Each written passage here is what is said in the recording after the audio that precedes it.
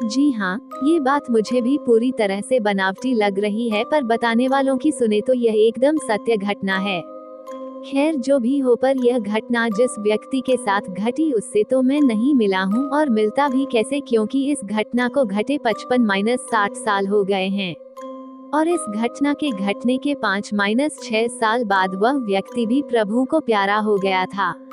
इस रोचक दैवीय घटना को सुनाने से पहले मैं आप लोगों को बता दूं कि बताने वालों की माने तो एक मरा हुआ व्यक्ति लगभग 7-8 घंटों के बाद जीवित हो गया, और वह भी उस समय जब उसकी चिता में आग लगाई ही जाने वाली थी। खैर यहाँ तो मैं ये भी कह सकता हूँ कि शायद वह आदमी मरा ही न हो, पर लोगों की सुने तो चिता पर से घर आने के बाद उस व्यक्ति ने जो बातें बताई उससे सब लोगों को बहुत ही कौतूहल हुआ, क्योंकि वह व्यक्ति डंके की चोट पर बताया कि वह सच में मर गया था, और उसे यमदूतों ने यम के कहने पर फिर से वापस लाकर छोड़ दिया।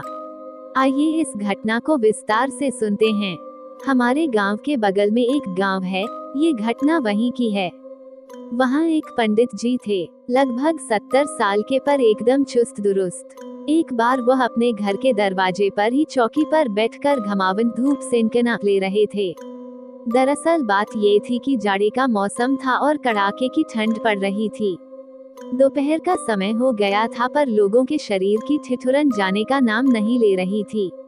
अचानक उस पंडित जी के शरीर में एक अजीब जी हलचल हुई, और पंडित जी कुछ समझ पाते या अपने को संभाल पाते इससे पहले ही वह चौकी पर से नीचे लुढ़क गए। पास में ही उनकी नातिन खेल रही थी, वह दौड़ते हुए घर में गई और अपनी माँ को बुला लाई। फिर तो रोना चिल्लना शुरू हो गया, और देखते ही देखते लगभग पूरा गांव वहां इकट्ठा हो गया। गांव के कुछ बुजुर्ग लोगों ने पंडित जी के शरीर की जांच पड़ताल की, और उन्होंने देखा कि पंडित जी तो एकदम ठंडे हो गए हैं और उनकी इहलीली समाप्त हो चुकी है। अब लोगों ने उनके अंतिम क्रिया की तैयारी शुरू कर दी। विमान के लिए बांस कटवाकर मंगाया गया।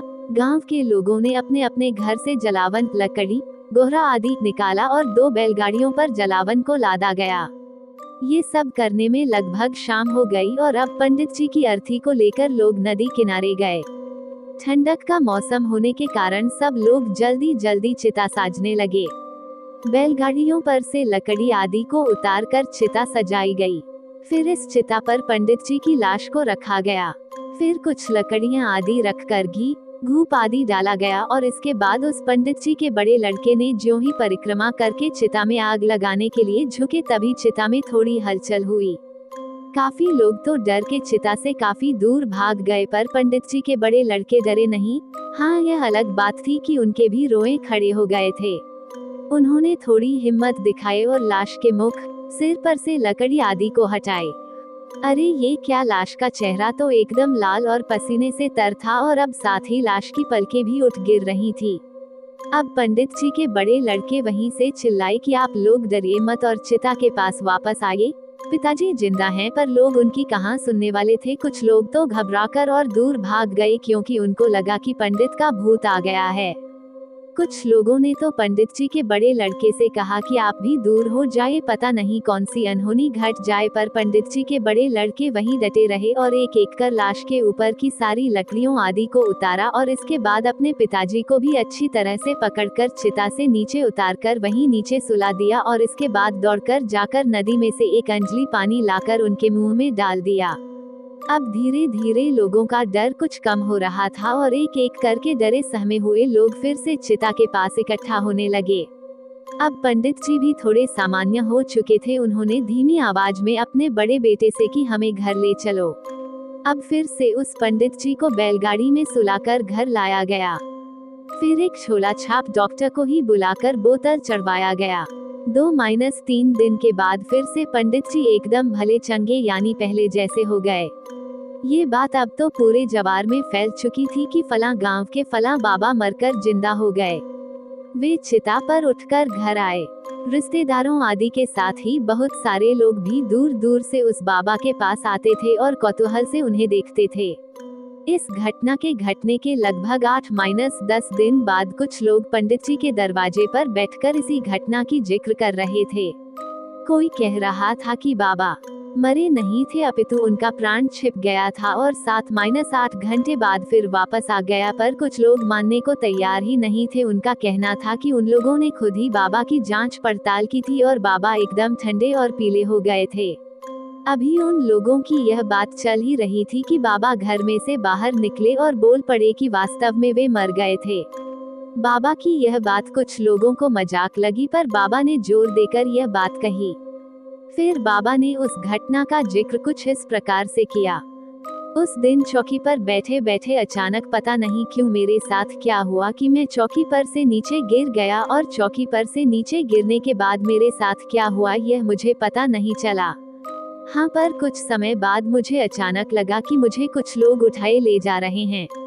वे लोग आपस में कुछ बात भी कर रहे थे, पर मेरी आंखें बंद थी। अब मैंने धीरे धीरे प्रयास करके अपनी आंखें खोली तो क्या देखता हूँ कि मैं 2-3 लोगों के साथ उड़ा जा रहा हूँ। हाँ, पर वे लोग कौन थे यह मुझे पता नहीं। वे लोग देखने में थोड़े अजीब लग रहे थे और उनका पहनावा भी थोड़ा अलग ही था। और हाँ, मुझे अब डर नहीं लग रहा था और ना ही मैं ये समझ रहा था कि मैं मर गया हूँ। मैं तो बस उन लोगों के साथ उड़ा जा रहा था।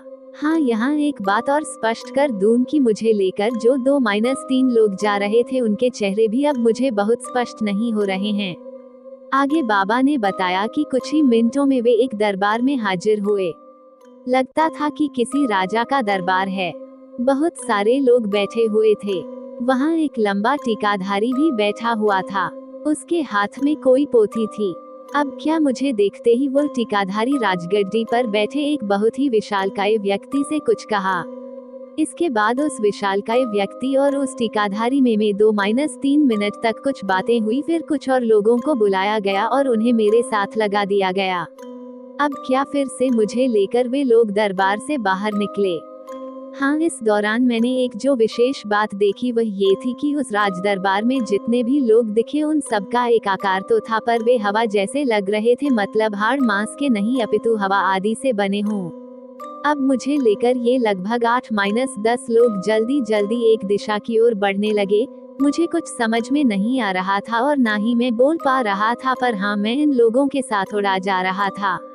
धीरे धीरे ये लोग अलग अलग दिशाओं में बंटने लगे और अब मेरे साथ केवल एक ही आदमी था और वो मुझे लेकर पहले घर पर आया और बहुत परेशान दिखने लगा। तभी क्या हुआ कि उसके जैसा दिखने वाला ही एक दूसरा आदमी वहाँ प्रकट हुआ और मुझे लेकर चिता के पास आया। हाँ, चिता के पास आने तक तो मैं संज्ञान था, पर उसके बाद क्या हुआ मुझे पता नहीं, और बाद में मैं जाग पड़ा और मुझे अजीब लगा कि मुझे यहाँ चिता क्यों लाया गया है। बाबा ने आगे कहा कि उन्हें लगा कि उस राजदरबार में वो टीकाधारी उस विशालकाय व्यक्ति से कह रहा है कि इसे क्यों लाया गया, किसी और को लाना था। खैर, जो भी यह घटना सही हो या गलत, पर उस पंडित जी बाबा को जानने वाला हर व्यक्ति यही कहता था कि यह घटना बिल्कुल सही है, क्योंकि बाबा कभी कभी झूठ नहीं बोलते थे और अपने वसूलों के बहुत पक्के थे। इस घटना के 5-6 साल बाद तक बाबा जिंदा रहे और अपनी इन यादों को लोगों को सुनाते रहे। हाँ, यहाँ एक बात और बता दूं कि फिर से जिंदा होने के बाद बाबा के जीवन में बहुत सारे बदलाव आ गए थे। इस घटना के बाद किसी ने भी बाबा को न गुस्सा करते देखा, न बीमार पड़ते। बाबा का जीवन एकदम बदला बदला लग रहा था। वे अपने से मिलने आने वालों से बहुत प्रेम से मिलते थे। यदि ये कहानी आपको पसंद आई हो तो अपने दोस्तों और अन्य लोगों के साथ शेयर जरूर करिएगा।